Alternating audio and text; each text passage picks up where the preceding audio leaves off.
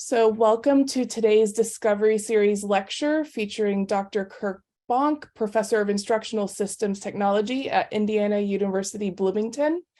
Today, Dr. Bonk will discuss some ideas, approaches, and strategies for diversity, equity, and inclusion in learning, design, and technology curriculum. So please post any questions you have for Dr. Bonk in the chat, and we'll get to those at the end of this presentation. So please join me in welcoming Dr. Bonk to UNT. Over to you, Dr. Bonk.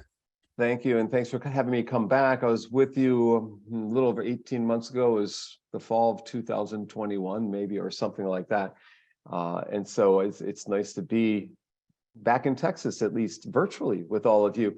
And Leslie and Caroline and Sarah and Pamela, feel free to jump in and ask questions in the chat window from time to time. Lily and everyone who's with us here today. Nathalie from up in Chicago, she's one of my students. So we have some Texas students, some Indiana students are here, or alums, in fact. So it's great to see all of you with us. Let me preface this a little bit that many people have definitions that are quite diverse when it comes to diversity, equity, and inclusion. And so when I shared this with my colleagues at Indiana, two of them raised concerns that the talk I'm going to give doesn't address structural issues in terms of diversity, equity, and inclusion, societal issues in terms of diversity, equity, and inclusion. And that was not what Yunjo asked me to talk about, was structural or societal change. Well, I'm going to be talking more at the course level kinds of things that one can do, or the programmatic level, or even the institutional level, what one can do.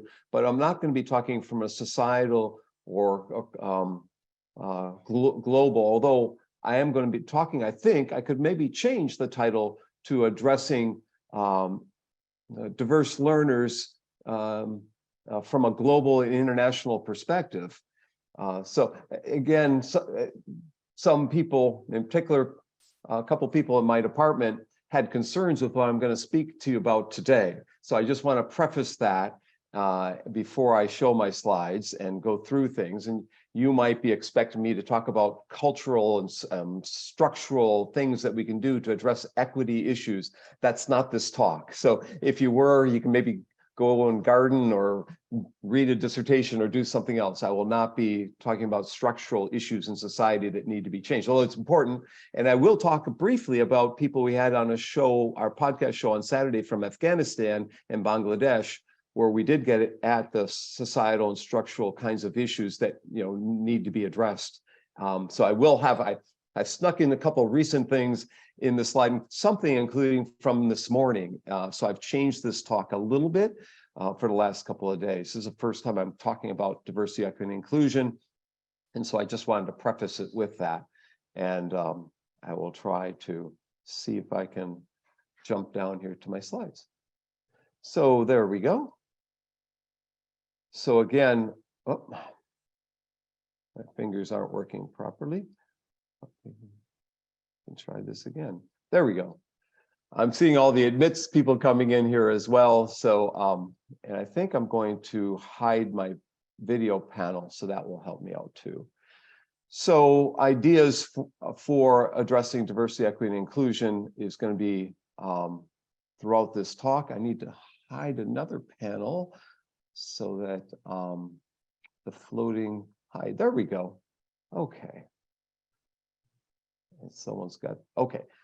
There's a lot of black things on my screen I had to get rid of so I could actually read what's on the screen in front of me. Everything's zooming in. Who's zooming who? So ideas, approaches, and strategies for addressing diverse learners in the curriculum, I guess. In particular, learning, design, and technology students. We at Indiana are going to be changing our name maybe to learning, design, and technology. We have learning sciences that merged with us as well as adult ed. We're changing our department name to learning, design, and adult ed. We're going to change our programmatic name probably to learning, design, and technology. So we're going through changes as well. A lot of people are interested, everyone is interested in what we can do in terms of diversity, equity, and inclusion. I'm going to, in this talk, offer you 2 free books that get at aspects of how we can address the diverse learners, 2 free books of mine. So, I want us to meta-reflect, personally, think about how you have addressed diversity, equity, inclusion, in what ways you've addressed it, what areas you've particularly been focused on, and if anyone would like to share that, please feel free to share in the chat window an idea or two, so that you're not just learning from me, you're learning from other people in here. Some of you may be students who have seen your instructors, your professors address it in certain ways. Others of you might be staff, and others might be faculty. And so I'm just curious to see what people have been doing in creating a sense of belongingness in the classroom, or supporting their students who might be losing their access to technology in some way, shape, or form, or how we might address a globally diverse classroom. Like, I often teach a class with like 16 different countries in the room. Feels like a mini United Nations in there. I'm gonna have pictures and slides from that particular class. So today's Chronicle of Higher Ed. If you don't get anything else from this talk today, you can read the Chronicle of Higher Ed today. Vijay Sathi and Kelly Hogan had an article saying, how can you make your teaching more inclusive? An advice guide. Well, and you and Joe's probably saying, why do we bring him in there? Why did I bother to contact him? I could have everyone read the Chronicle today, you know? Well, I went through this maybe a half hour before this talk, and it's live and well with rich resources that you'll see within the first part of this talk. Many of the things that they talk about, the structures that you have to put in place to make students feel comfortable and so forth in the classroom, many of the ideas in there. So these are the 6 different articles that were written to back up their article there about creating inclusivity with students and inclusive course design, and how do you know if it's working, and principles of inclusive teaching. The number 2 there is kind of what I'll be focused more on, principles of inclusive teaching, if you will. But anyways, there's links are there. So I'll resend Youngju my slides so that you can all download them, and the link to them. They're up in Dropbox. If you go to my homepage and you click on talks and go to archive talks, you can find them. You know, so you might read different people who talk about equity issues and some aspects of, you know, one of my colleagues in my department said, well, you've got a 1990s presentation, or 2000. This is 30 years old, because you're talking about multicultural education, international education, global education. That's what was talked about in the past. Today, people are talking about social justice education. That's what you should be talking about. And then the other is culturally responsive education. Anyways, you can download Hammond. There's a link to Hammond and get this particular chart. The first part of this, I'm just going to show you resources. I want to quickly go through that so I can get to some examples. So these are all resource links that I put in this talk, so you can go to what Santa Cruz talks about in terms of universal design for learning, and what one can do to create a classroom that's more engaging, more participatory, where people feel that they're included within the curriculum, because there's more ways in which one can represent their learning and strategize and teach others within the class.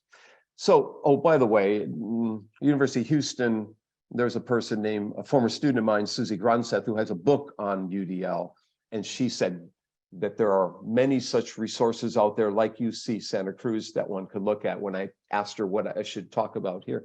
One resource that I got a lot of ideas from for today is Cornell, their Teaching and Learning Center. The link is there for teaching in a diverse classroom. And they actually have a MOOC at Cornell that you could take to learn how to become more of an inclusive instructor.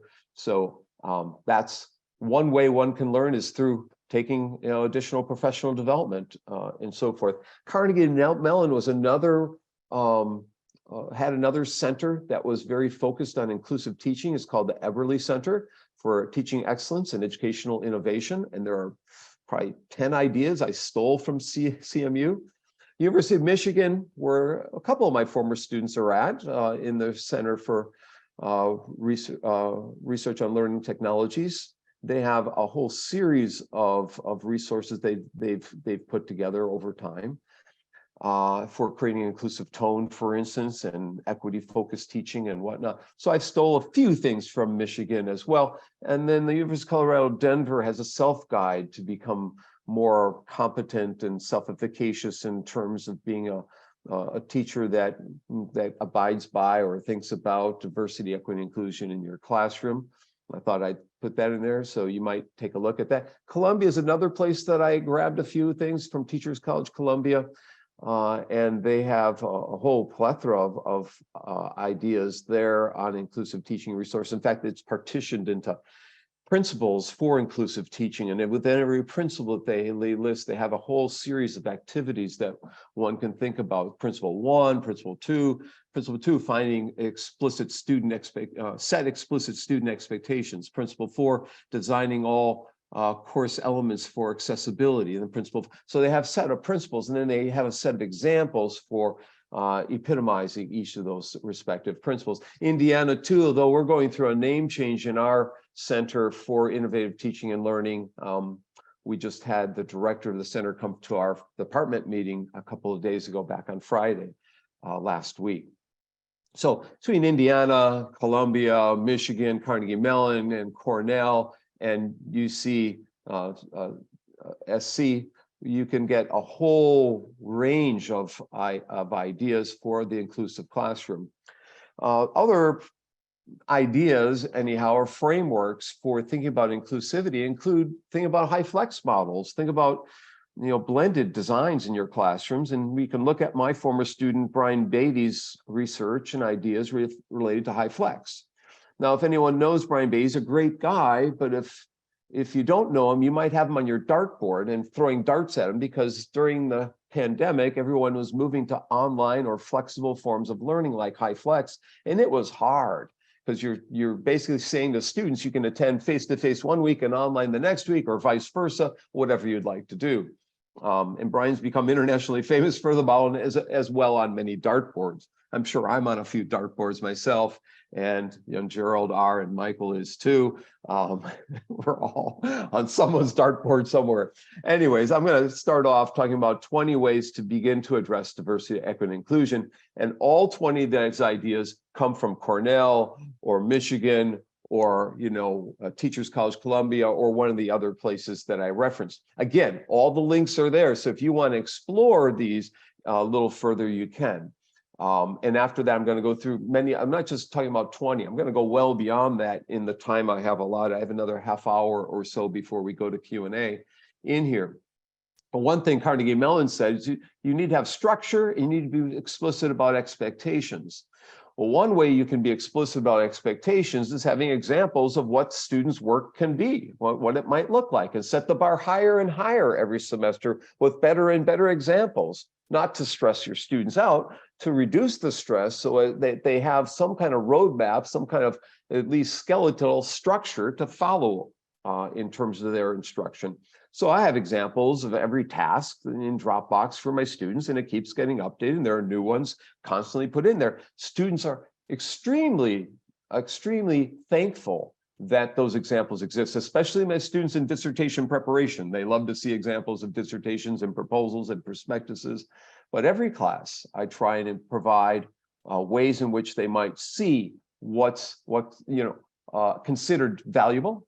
I've often would get teachers in schools that come to me in the first meeting. We meet face to face, and then we go online. They come crying. When I get someone crying, I know we pushed them far enough. And I show them, if I show them a project gallery, the cries go away, and they say, "Oh, I can do that. I can do that. No problem." They need to be moved from the edge of their competencies, and they're almost crying into the sense that they can do it. They're self-efficacious. You also have to allow some choice in your projects and papers, which is a no-brainer for most of us, but we need to see this in action. How do you provide the mechanisms for that choice? And so I put a couple of ideas up here, whether it's a choice in doing expert interviews and posting them, or book reviews, or a debate, or whatever it is, promotional material. This is my intro class, the Instructional Tech Foundations class that I teach pretty much every semester lately. There's often 4 or 5 examples. I start off with 10 examples. That's too many oftentimes. 10 is too many. 1, 2, 3, 4, 5. That's usually a pretty good balance for things. You also might allow people choice in terms of their final products, what it's the delivery mechanism, what it's going to look like. They might create a webcast show or a podcast show, or they might create a wiki book or an oral presentation or a paper, or something else, some kind of strategic plan for their organization. Now, we've got a podcast show every week called Silver Lining for Learning that I'm going to come back to. Students in my class have done podcast shows. One got a job. She had a podcast show on the future of education. And the president of the university asked me one day, I'd like to interview someone and hire someone who's interested in the future of education. So I matched them up. So you never know where something's going to go. And you have to make things as low stakes as possible for the small items in your class. Allow for retakes and grace periods and flexible deadlines and all this. A sneaky way, Mike, and that I've done this, and Lauren and others, a sneaky way. I'll have 2 due dates, and they think, oh, he's being generous. He's giving us 2 days. But what I've really done is I redid my syllabus. I make one due date the week before it was actually going to be due, and then have the second one be the week it would have been due anyways. And wow, this is it's pretty nice. Gives us 8 days to do something. Well, I'm not being nice. I turned them in 8 days earlier. But but I also offer grace periods. Some days some semesters a 4-day grace period. Some is a 5. Some it's a 1 day. You negotiate that, or maybe think I always change my grace periods. I've never been happy with exactly. It might depend on my schedule, their schedules, the course, and so forth. Resubmitting papers if they're totally bombing, let them improve it. I mean, that's what performance is. That's what society is doing your best job possible. And then polling students on their preferences and what technologies they have access to or know how to use. What are their concerns, needs, and preferences? What do they want to do in the future? And get a sense of that from your students using Poll Everywhere or any kind of tool out there that you can find, There are micro poll tools and survey tools and Zoomerang and all this. I once developed a survey tool called Survey Share. It's still free online.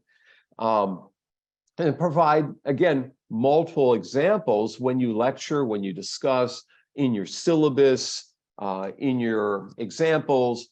Provide many examples from students who may have come from different cultures or may have crossed different age or gender or whatever. So just be sensitive about that, of what examples you're providing within your instruction and within the course materials, I guess. Inclusive in terms of participation. And one way to be inclusive in terms of participation is just randomizing the order in which you call on people. Use a random number generator, so they don't think you're picking on anyone in particular. And there's a website called random.org. You can get 99-second countdown bombs. You can get rolling dice for making decisions. You can get the flipping a coin, kind of, all sorts of things at random.org that are worth. If you have 10 groups presenting final projects or 5 groups, you can go to random.org and have a random number generated and decide which group goes first and second. But you can also give students cards or poker chips, and you can say everyone gets 1 or 2 red chips and blue chips. And once they use the chips up for every time they talk, then they have to be quiet and listen to other people. I also, a lot of ways to get everyone to participate is just using note cards and sticky notes, yellow sticky pads. And I have yellow pads and red pads and blue pads, and everyone gets these. And I often ask, I say, well, what's one idea you can't use? Put it on the pink or red. And what's up? One idea that you can use, or 2 ideas, put on green, and yellows, put on things you might be able to use. It's like going to a traffic sign. Green is go, red is stop, and yellow is caution. And then post them on the wall in the classroom, and then read each other's and poll each other's and talk to each other. Get them all involved in the classroom setting, and then celebrate cultures of the world. So when I have students from Korea, I wear my hat, my Korean World Cup from 2002. I went with my son, who's Korean, to the World Cup back then, and hold different cultural events, like my students bring foods of the world to my classes. As I said, I had 17 different countries represented in my class: Kazakhstan, Azerbaijan, and China, of course, Korea, and Indonesia, and Cyprus, and Rwanda, and you name it. I had a quite diverse class. And let's celebrate that. And it was a 5-hour class, so we could take a humongous break and have dinner or have lunch with everybody. It was create community within your class. Also, I like to start and end class sessions by having everyone in the room just brainstorm on whatever topics and ideas, and let everyone's pen just flow and get everyone's ideas on the wall, and let everyone have a chance to participate in some kind of brainstorming or reverse brainstorming activity, giving them voicedness in my classroom, and celebrate their accomplishments. Have some kind of events when they've done something, like create a book for the class, which my students have done many occasions. Whatever it is, celebrate that. Now, these former students were actually Fulbright scholars at Indiana. We had a whole slew of them, and they all happened to mosey into my class for 4 different years, and it was a wonderful experience. So I had them, share their cultures from Taiwan, Singapore, New Zealand, India, Rwanda, Botswana, Finland, and so forth around the world. And, so create a sense of belongingness within your classroom. That, I often bring lots of props and other things into the class to utilize within my discussions and lectures and debates and so forth. And the students on the right are in our outdoor classroom at Indiana. So we had an event in the outdoor classroom. It's not a great outdoor classroom, so I don't use it a lot, but I use it once in a while, and it's a change of pace, and it's an event. The students like to reflect on events that they've had in the past. So you have to create events in order for them to reflect on those things. And of course, you have to build in activities where they're sharing perspectives. They're sharing their understandings with each other. And one way to do this is through structured controversy, where 2 students might take one side a point of view, another 2 students take a different point of view, and they enter into a debate. That can be face-to-face, it can be virtual, can be blended.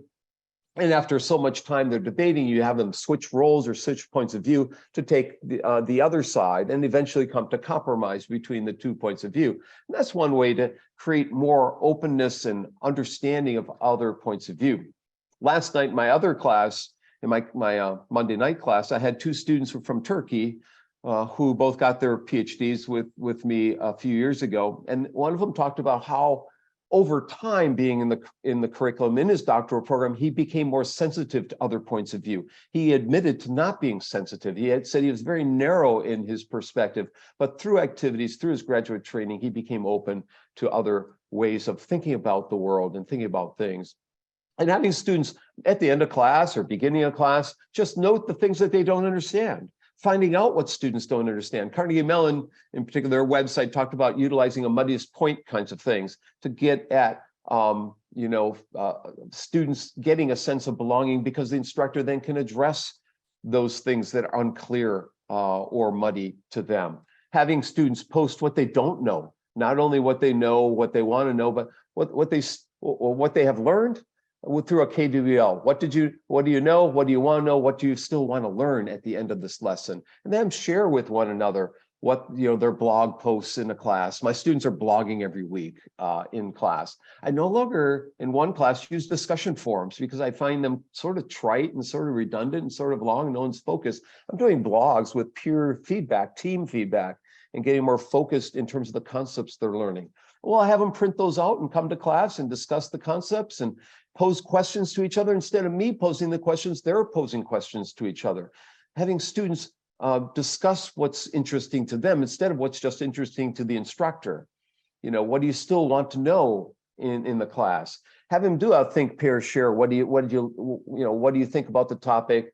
Pair off or triple off, or get in a quad and share with each other what you've learned in that particular session. Do a fishbowl, like on the left, where you're discussing an issue with 4 or 5 people, and other people have to listen who are behind them, and gradually you switch to the people behind, move to the front, and they have to talk, and the people behind have to listen. So you're getting different people to participate in the discussion through the structures that one creates, whether doing structural controversy or a fishbowl or reciprocal teaching or whatever the activity might be. And icebreakers. The University of Michigan website, if you go to it, talked a lot about use of icebreakers in the class.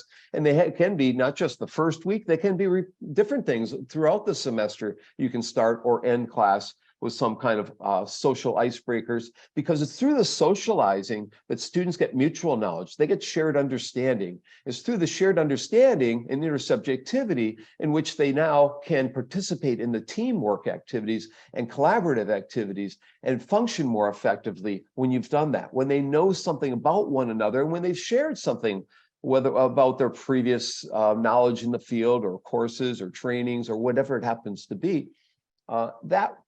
Provides the inroads, the opportunities to get to know their peers a little bit better. I'm trying to be cognizant of time. And also, whenever you do something in a class, give people the mission, give people the purpose, give people the larger sense of this, the macro sense.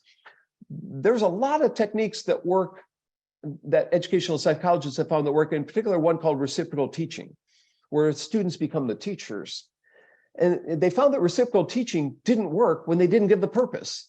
They found that there are many anchored instruction from John Bransford. You anchor instruction in a macro context of a video. When they didn't give people the purpose and why they're doing it, didn't work. So you have to give people the relevance, the meaning behind what you're attempting to do to get buy-in. So Carnegie Mellon talked about that. So you see in brackets there, that's the website that I pulled this from in every one of these.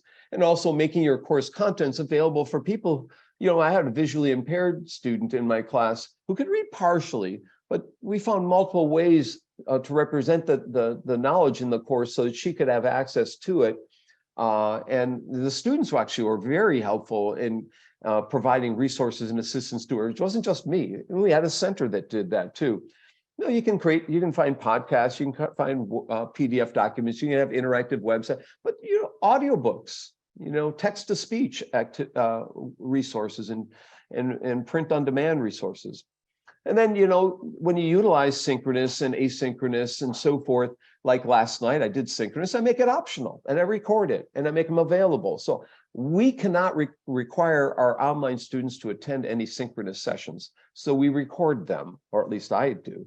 And then I make them available. And at the end of the semester, I make a playlist of all the guests that I've had for 15 weeks. So they have a memory they can leave my class with, and I'll show you that in a second. So Teachers College Columbia talked about, when you make use of both async and sync, record those visits. And finally, number 20, you're not the only person as instructor or teaching assistant. Have your students share, have your students find. So I have something I call the Cool Resource Provider, and everyone signs up 1 week to be the Cool Resource Provider, and they get 5 minutes of fame in front of the classroom presenting the cool resources that they found for the week. And that's a way to celebrate themselves. They get identity. They get identity as a instructor, as a co-learner or a peer mentor or colleague. So they get some way to participate. Contributory learning, participatory learning is the latest learning theory, I guess, that is something that people have latched onto. So it's not just teacher-centered instruction. We want students to participate in their own learning process. So that's those 20. And I have a different 20. I'm just briefly going to mention, I have a model. I've not written the book yet. I talk about Education 2020 and 20 new roles of the instructor. Instructors, collaborator, counselor, consultant, curator, colleague. All these start with the letter C, like Curt. That wasn't intentional, actually. But, each of these are roles that we take on today. Teaching has become much more complex than it was 30 years ago, 34 years ago, when I first, much more complex than when Dr. Spector and Gerald had started off, I'm sure. And it's going to continue to get more complex, but more exciting. We're course ambassadors putting our stuff on the website. So, when we have all these different roles, we have to think about how to provide resources that are just in time when our students need it, like a hotel concierge or a curator finding the golden nuggets at the museum. And then, we have to have principles to think about. And we have David Merrill's first principles instruction. Well, now you have Bonk's last principles instruction. And these are the 20 last principles instruction, including making learning meaningful and relevant and authentic for one's learning and giving students autonomy and empowerment and all these kinds of things. So this talk is not on my Education 2020 model. I just want to mention it briefly because it is a framework. It is one framework to think about addressing diverse learners in the classroom. And not just about choice and options and flexibility, but also about setting high expectations and continually pushing the bar towards more depth in the instructional process.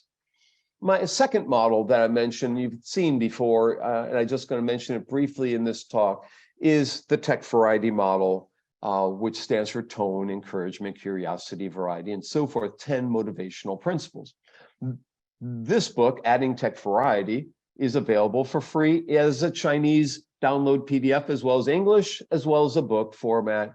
But you can get the entire book for free. And it's had 250,000 downloads as of 6 years ago, and then the counter broke. So I actually don't know how many downloaded this book during the pandemic, but I'm assuming a few have. There are 10 motivational principles for each of the 10 or 100 activities in the book. Sanjaya Mishra at the Commonwealth of Learning asked Elaine Coe and I to update it, to create a new version of the book, and they supported us. And so there's a second book that's free as well that came out in September. It's called Motivating and Supporting Online Learners. And not only do we have a book, or 2 books now, there's a free class on how to motivate and support learners. And again, this isn't directly addressing diversity, equity, and inclusion, but it really is addressing diversity, equity, and inclusion, because it's about creating inclusive, engaging, interactive environments to learn. And the Commonwealth of Learning did a pretty slick job. And if you've never been, just type in col.org. They've got brilliant reports about open educational resources, about professional development of teachers in the global South. They have just a wide range of resources. That's their mission. That's what they're providing. It's meant for the former British colonies, teachers in the global South in particular, but it's free to the world. It's free for anyone to utilize. So you can go in there and for different topics, you can get an activity, a simulation, an animation, a practice test, and so forth, where it's interactivity, autonomy, relevance, yielding products, and so forth. So I will let you explore this on your own. They have, flipping the classroom, or jigsaw activity, or mind mapping activity, or word cloud, all these kinds of things, interactive role play, and so forth. There are some examples of the tech variety model include just getting the pulse of the students in the class, getting the temperature of the room, asking students, how's it going today? Are you feeling overwhelmed, a little tired, or are you doing well? Just getting a sense of how everyone in the class feels, so as to maybe give some empathy for the people who might have had a serious, significant incident in their lives that have happened. So before you can move on, you have to address the psychosocial, emotional side of things. That's what we're doing sort of in number A here. Getting introductory tone through maybe a Padlet, and having people post their introductions to one another, and sharing their course introductions with one another, or using a Jamboard for some warm-up activities within the class, or Flipgrid, you're doing video discussions or threads in the class about something about their prior careers or their futures, or whatever it is, introductions that are short, 99 seconds in nature. Now, my good friend Charlie Miller developed Flipgrid at the University of Minnesota. He no longer works at the University of Minnesota because Microsoft bought him out, and he's now a vice president of Microsoft. I should never have written his tenure letter and promotion, because he took off anyways. He was a full professor actually before doing that. So we also number 3 here, you want to build curiosity, and we're all in learning, design, and technology, or most of us are.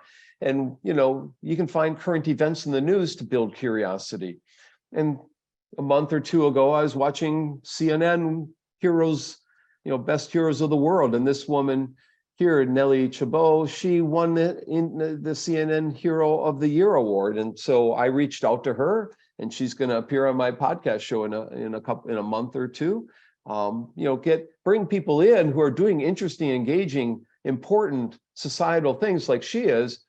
She's remodeling computers that are worn out and bringing them to Kenya and other parts of Africa in the techlitafrica.org project. So, she's finding ways to reuse and reutilize existing technologies to help people who might not normally have access to them. So highlighting them in your class is a way to build diversity, equity, and inclusion. highlighting people who have been interviewed who come from diverse backgrounds, like my friend Paul Kim, who was recently interviewed in Korean television about his career. They translated into English so my students could watch this and learn something from it. It was fascinating, his life that he went through and how he adapted to American society because he came over knowing no English at all, and how he's able to gradually learn English to actually become, get his doctorate in the field. He's got a real interesting, compelling story. Plus, he's my good friend as well. So I have my students watch that, and they're blown away. I think he had 80,000 people watch it within a week, something incredible like that. So, you can find interviews of people in the field that you can utilize in your classroom. Number 4 in the tech varieties, brainstorming. So we can do some brainstorming, reverse brainstorming activities in a Jamboard.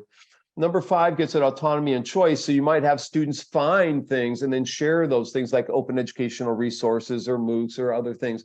So last night, someone said, Huron University is another website you might think about putting in the talk. Tomorrow, it's a website or university for refugees. It has offices in Germany, Lebanon, and Jordan, offering digital options for students through a blended learning kind of an approach. Anyway, students might find all sorts of interesting resources like this. Making people aware of OER is the first step towards using them. Normally, the biggest issue is awareness issue, so finding and sharing. I have an open educational resource called Silver Lining for Learning, and we've had 140 shows so far. In 3 years, 3 weeks, it'll be 3 years that we've had the show. We thought we'd last 2 months because the pandemic would be over. We started March 21st of 2020. I started running that day. I've been running every day since. So it's 1,067 days ago, our show started. My running started. We're still doing it. We're stupid, I guess. I'm still stupid running every day. We've had, people who are running LA School District Ed Tech program. We've had, Rich Collada from ISTE, the president of ISTE. We've had all sorts of World Bank, UNESCO, Sesame Street. This past week, we had people said from Afghanistan. We've had people talk about universal design for learning. We have David Wiley was on the show talking about open education. We had Antarctic researchers looking at the Adelie penguins. So there's all these shows where we talk about educational models and how they're changing. We had kids in Nepal who are learning from MOOCs to learn English so they can get ready for college. It was a fascinating show. Now we're doing research on them. Actually, one of my big research projects is interviewing kids about the support structures, the motivational incentives that they get to utilize open ed and MOOCs. Some kids took over 100 MOOCs during the pandemic. These are 13, 14, and 15-year-olds. They are phenomenal. There's huge hope for the world when this is happening. So we interviewed their instructors, we interviewed the kids, and now we're moving on. So how can we use these free and open access resources? You can watch them and reflect on them, of course. You can remix them, maybe. You can hold discussions on them. You can have debates about them. Just don't have them watch these talking heads and do something with them. Maybe you can write a reflection paper and turn that into a series of papers, into a book potentially, right? Maybe they have them suggest future guests and interview them. There's all sorts of ways. Tag and index. So relevance and meaningfulness is number 6. So getting students to find content that's relevant and meaningful to them.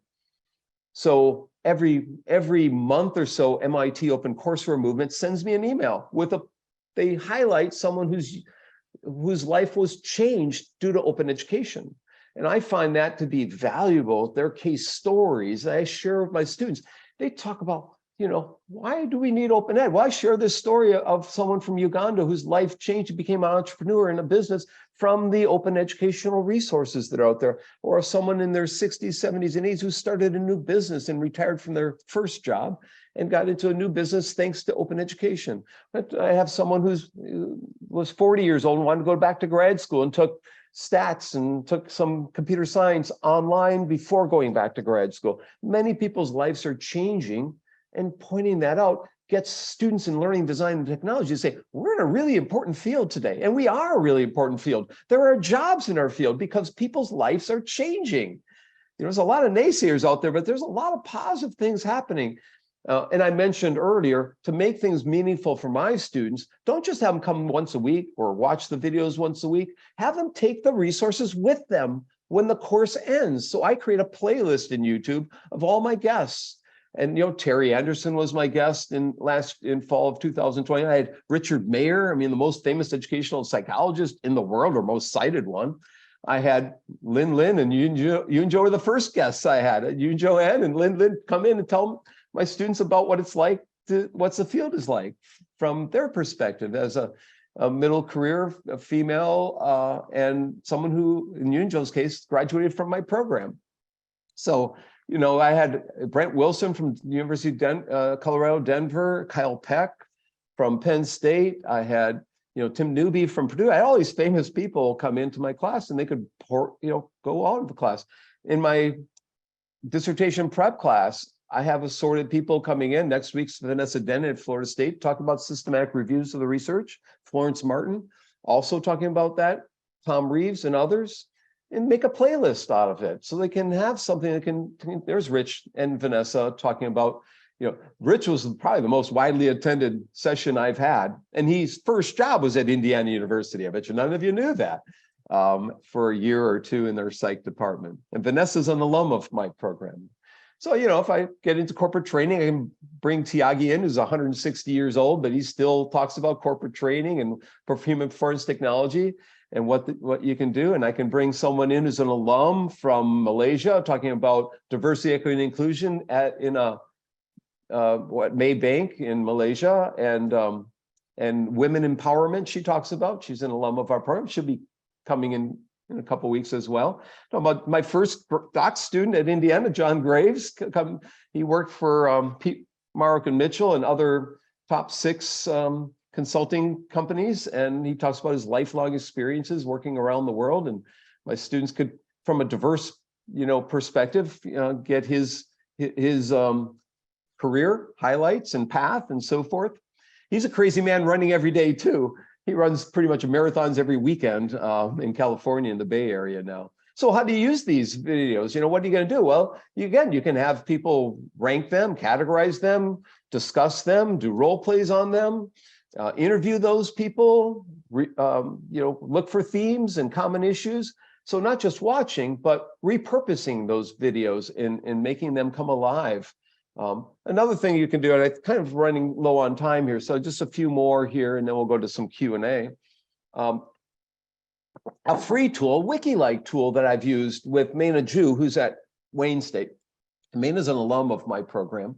Her students are reading the same kind of stuff one semester as my students. So I said, well, let's debate them. We read Ali Carr's book where she had debates kind of set up within the book. She had one point of a view, and then she had the counterpoint, and then she had the rebuttal. And my students ended up taking the point of view of one side of the debate, and her students took another side of the debate, and they debated them in Nuclino.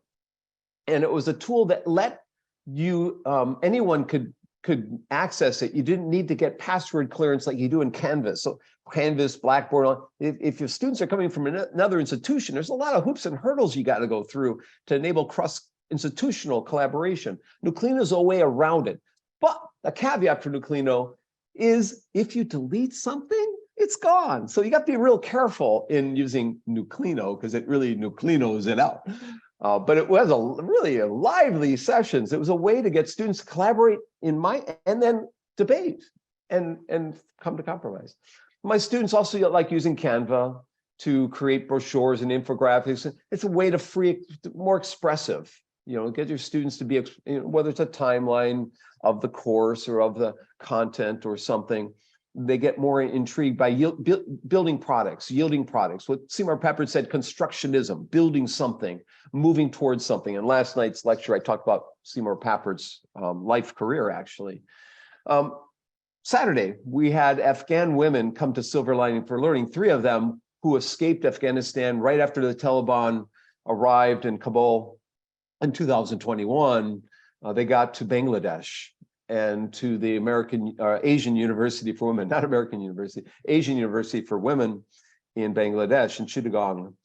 And their instructor, my friend Stephanie Pankey at North Carolina, she had them write a book. They created a book called Strong Schools as a press book. So we talked to these young ladies about their project, and here they are being interviewed on Saturday in Silver Lining for Learning. Their show is called Bands Don't Work in an Open World, Afghan Women Find Educational Opportunities in Bangladesh. And they were fascinating. And their instructors were as well. And the show is up. We just went up 2 days ago. This is a way to build diversity, equity, inclusion in your class. Find these resources that expose your students to multiple kinds of educational opportunities and access issues. They make a plea at the end to the international community to do something. My colleagues, Punya Mishra at ASU and Young Zhao at Kansas, I think they were in tears. In this show, they're both offered their services to serve on dissertations or other to help as co-instructors. By the end of the show, they were volunteering wholeheartedly and contacting their deans and saying, we need to do something for Afghan women who are in Afghanistan or Bangladesh, wherever they are in the world. And actually, ASU is taking on a number of issues for Afghan women, and there's a number of them who've moved to Tempe to go to school. So yeah, this is an impactful show. This got at equity and social justice and all sorts of things. If you don't watch the whole show, watch the last 15 minutes and take a look at what they had to say. So that's the tech variety model and the principles thereof. So I'm basically saying you can utilize the tech variety model from a diversity, equity, inclusion standpoint to foster a greater sense of appreciation, social cognition, perspective taking with and among each other in your classroom, to get your students to feel a sense of belongingness to your class, a comfort level, as well as being challenged, to move them, push them beyond their comfort zones a bit. That's what it does. Hopefully you got some ideas. If you got some ideas, put an A in the chat window. If you got a few, put B. If you didn't get anything, if your brain's not working, put an E. If there's no hope for Dr. Bonk, put an F in the chat window. I'm just curious. The other model just mentioned briefly is my R2D2 model, reflect, display, and do. And some people think of this as a learning style model, and it's not. It can be used as such. We look at it as a problem-solving wheel for addressing the diverse learners of this world, and finding activities that are more verbal in nature, some of those that might be more metacognitive or reflective writing, some of those involve visualization, and those things that involve hands-on doing. It's from reading to reflecting to displaying to doing. But you can go the other way, from doing to displaying to reflecting to reading. You could go the opposite way. It doesn't have to be one directional. Well, I created this with Dr. Kao Zhang at Wayne State 25 or 20 years ago. She told me, Curt, you've got a model called R2D2. Can you tell my students about this model? At the time, she was at Texas Tech. I said, no, I don't have a model called R2D2. She says, yes, you do. I said, no, I don't have a model called R2D2. I see Ching is here, Ching Li. We have to admit her. So I said, no, I don't have a model called R2D2. She says, yes, you do. It's in every one of your syllabus. Read, reflect, display, and do. And I said, I do have it in every syllabus. She just identified the model. I actually was using this for a long time. So anyways, I welcome Chi here today, Chi Li. She is a grad of my program, my advisee, actually, from Language Ed. So, we can get at auditory learning, reflective learning, visual learning, tactile learners. There's Ka. And, it's not a learning style model, but you can use it as that if you want to. If that helps, by all, go for it. But educational psychologists don't believe in learning styles because they don't hold water, just like Myers-Briggs inventory. It has personal validity, but not external validity, right, and reliability. There's Jordy LaForge. I was once standing next to him in Austin, Texas at the whatever that South by Southwest conference, EDU, and I didn't have his visor on, so I didn't know who the heck he was. But anyways, he was a part of Reading Rainbow, and we want kids to read and reflect and and watch and go to read blogs and go to podcast shows and listen and so forth. And there are many podcast shows in the area of learning, design, and technology. There's learning, design, and technology trends and issues. There's many episodes that you could reuse within your classroom. There's a website called Leading Lines, a podcast on educational technology. So if you want to embed multimedia, if you want to embed different multiple ways of knowing, podcasts are one tool that you could utilize that are often really slickly done, and your students will find them. If you don't, might as well embed them in your classes. I was recently interviewed by Mark Nichols' podcast. He's in New Zealand. He has the Online Learning Legends podcast, and I'm sure Michael's been on there too. And many of you go to the list. I mean, it's wow. He's got some really great interviews that he's done. And so, he looks at the history of the field and get a sense of where one has come from and the future. He reflects on the future, where it's going. So I recommend utilizing podcasts as well as Speechify, where you can go text to audio for students who might need that, audio and might not be able to, they might be visually impaired, and they could listen to the audio because you use these tools like Speechify, but there are other ones as well. And then we want observational learners to reflect on and their learning, metacognitive kinds of skills. And one way to foster metacognitive kinds of skills to write reflection papers. Maybe first involve people in activities like a debate, like a role play, and then do a reflection activity. So these are some of the roles that I have embedded in my class, whether it's a devil's advocate or a mediator or a visionary or a guide or a sage or a comic or a bloodletter or a slacker, a slough, slug, and surfer dude. Gerald likes that role, right, Gerald? The slacker role. No, Gerald. I actually have a slacker shirt that I wear. I made myself a slacker slug shirt. You can also have students interpret infographics, which are alive and well in the 21st century. There's tons of, some faculty are making their syllabi into an infographic today. Then you want to get at visual learners and have people, reflect on the shared online video in today's world. We're moving from an age of Wikipedia to Videopedia. So there's many videos that you can embed in your class from CNN and the BBC and whatnot around the world. Short videos that create a macro context and a video anchor for learning. Show that short clip and then have reflective episodes on that clip over time. You can also have people do a Jamboard reflection on those videos that they've watched. Or PMI, what are the pluses, minuses, and interesting. Then hands-on kinds of learners, tactile kinds of learners, movement and drama and so forth. And, some students are very alive and well when they get to a maker lab, when they can produce something, and show it with one another. One of my students here, Tina, is doing a dissertation on her maker space, and she's working with STEM kids in India, Southern Indiana, as part of actually a spin-off from our Crane Naval Research Center in a Warfare Center, I should say, in Indiana. They have a STEM center to get young kids involved in STEM. One of my students said, I like your tech variety book. I'm going to create video introductions to every one of the 10 principles. And she spent, I want to say 250 hours on this project last year. She was nuts. I mean, literally nuts. But she did it. And she actually broke her wrist during it because she fell in the ice one day. And so she had to do this one-handed. I mean, literally, she's a saint. So Linda Smith has created like a summary of my tech variety book for people who want the book in video. They don't have to read the book. And so the link's there. This is stuff I can reuse, right? And why not? These students are the Fulbrighters who are in the program. They all wrote chapters in my most recent book, Transformative Teaching Around the World, little short chapters, how they use in the content. So having students do a project around their learnings, in effect, and celebrate that learning and so forth. The final model, I'm not going to talk about too much, just mention my fourth model comes out of the course that those Fulbrighters took. It's a course on critical and creative thinking, motivation, and collaboration, as well as tech integration. So thinking about how to motivate your learners is important. So think about how your curriculum motivates, think about how you foster creative thinking, idea generation, generative knowledge, and so forth. We'll skip over some of this. Think about how you foster critical, reflective, logical, convergent thinking in your classes. And I'll skip over these items as well. And then how do you foster collaboration in the classes?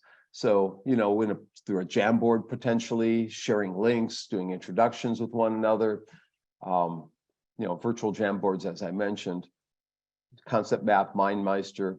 So there are a lot of ideas that I went through in here during the last 50 or so minutes. I'm going to stop here and just say, if you go to my slides, you can have book number 1, book number 2, free course, which are at the end. So go to the last slide.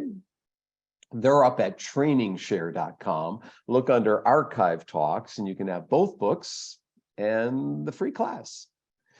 So that's a long-winded introduction to diversity, equity, and inclusion at a course level, not at a structural level. Does that make sense? Questions from people? The chat window is full of things. I need to open the chat. Thank you, everyone. Lauren, you're the last one. Why don't you jump in here, Lauren? Well, all I have to say is I was trying to create in my mind like a Pinterest or a Jamboard about everything you were doing, because I'm like running around typing and clicking and loving all of the things that you said. And I think what was most powerful for me was just the classroom community. You know, you can really see that, and you get your students to rise up and they want to do and create. And so I think that's really powerful, and your enthusiasm, your positivity, those are really critical. So I think that we have a lot to learn from you. And thank you so much for just all of this. I need to spend a couple hours now going back and reading and watching videos. So thank you.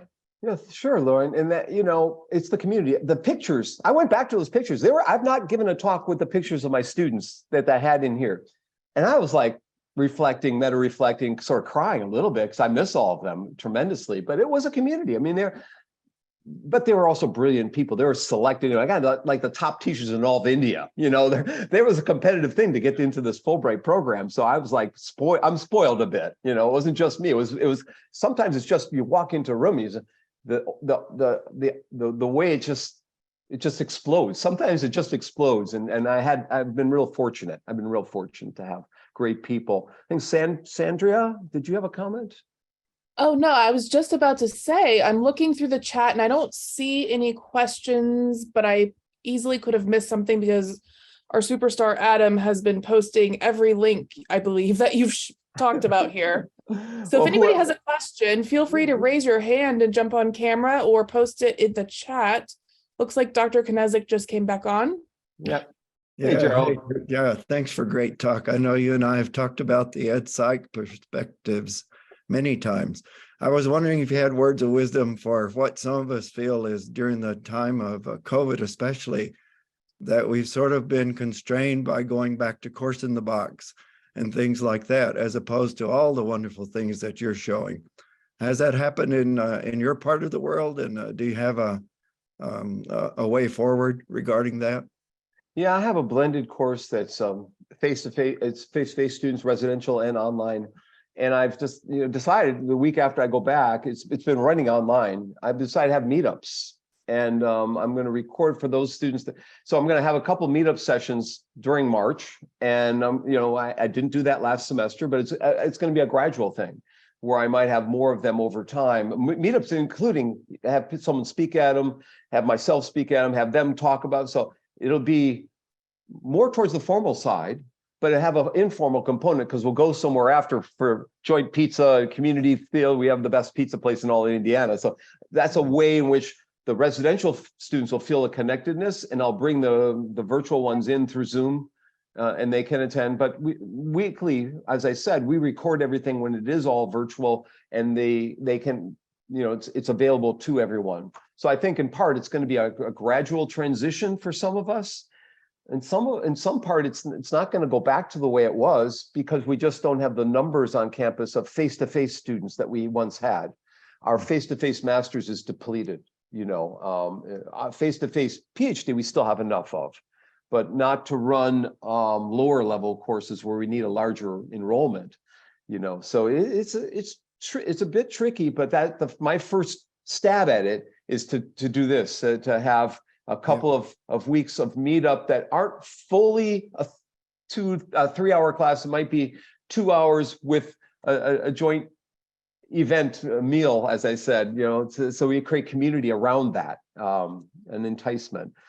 It may not be the only thing I come up with, but it's a first stab. And Gerald, I'll get you a Slacker shirt and send it your way. I know you want one.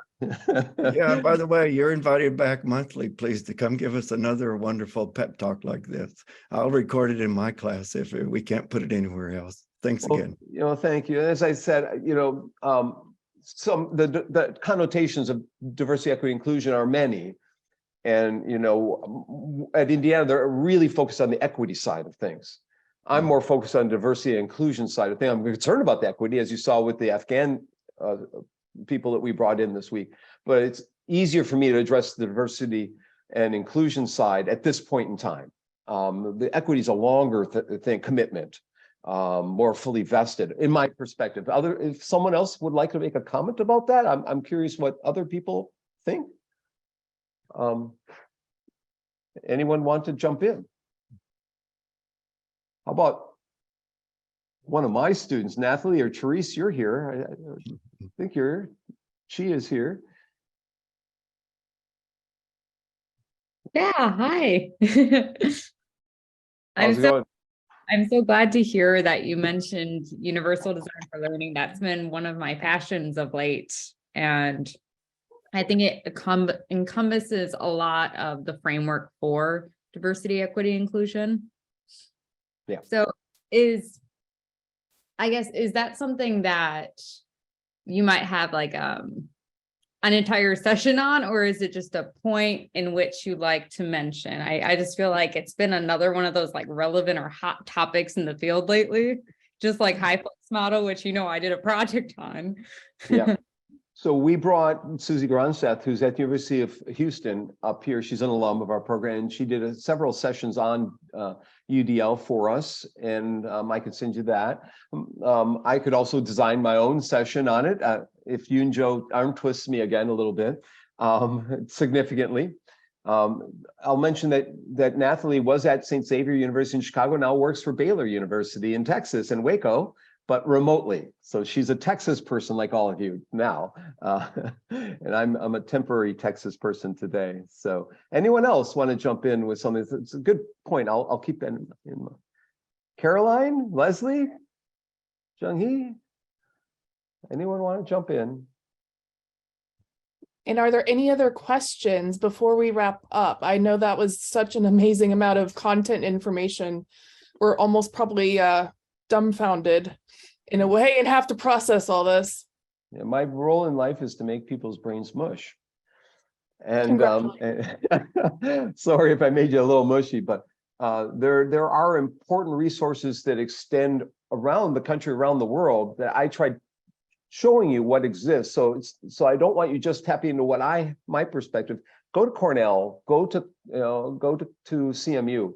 Those are wonderful resources. Columbia, 3 C's, Columbia, Cornell, and CMU, and then Michigan as well. Just tremendous resources. There are people putting a lot of time and effort into this. We might want to utilize what they've done, right? And so, I thank you. You and Joe, you want to jump in here? Since you're the one who invited me down here, you want to make a statement here? Curt, thank you so much. It's been very informative and insightful as always. Thank you. Thank you. Thank you for having me. We will definitely use these slides when we design our courses, and yeah. Okay, feel free, and I would like to invite you guys to come back, and I'll Michael was a guest last semester, and you've been a guest this semester before. I guess I got to bring Gerald and Lauren in and others. So thank you everyone for and send me email. I'm very try to be responsive on email. And